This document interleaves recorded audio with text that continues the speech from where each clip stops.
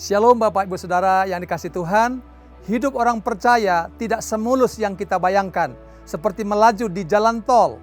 Hidup orang percaya penuh dengan liku-liku. Hidup orang percaya sering menghadapi badai dan gelombang.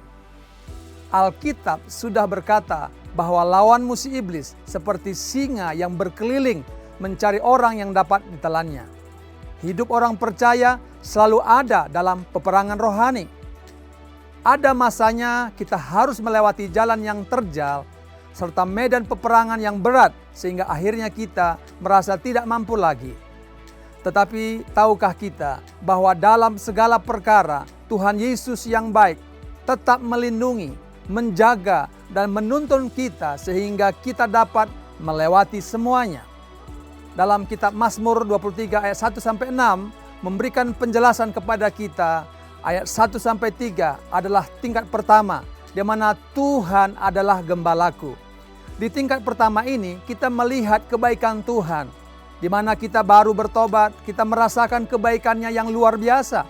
Banyak di antara kita mengalami mujizat demi mujizat.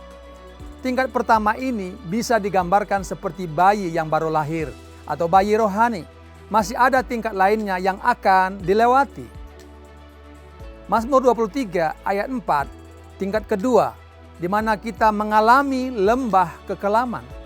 Setelah kita melewati tingkat di mana Tuhan Yesus menjadi gembala, berikutnya akan memasuki atau mengalami pergumulan dan kesukaran. Sehingga tidak sedikit orang mengalami stagnan, banyak orang menjadi kecewa, bahkan ada yang mundur dari Tuhan. Tetapi sebagaimana teladan dan pengalaman Raja Daud dalam mengambil sikap yang benar, kita juga seharusnya berdiri tegar dan tetap maju dalam Tuhan. Karena sekalipun kita berada dalam lembah kekelaman, Yesus ada di sana bersama kita.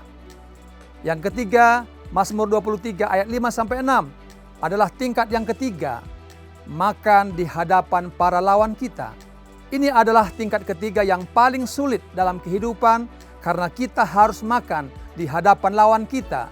Tentu kita berpikir jangan-jangan dia akan menyerang kita.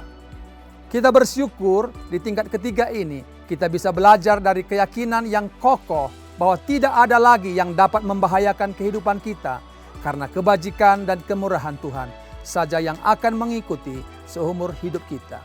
Saudaraku yang dikasihi Tuhan Yesus, inilah yang Tuhan kehendaki dalam kehidupan kita. Jangan berhenti dalam tingkat pertama, yaitu Tuhan adalah gembalaku. Tetapi tetaplah intim bersama Yesus.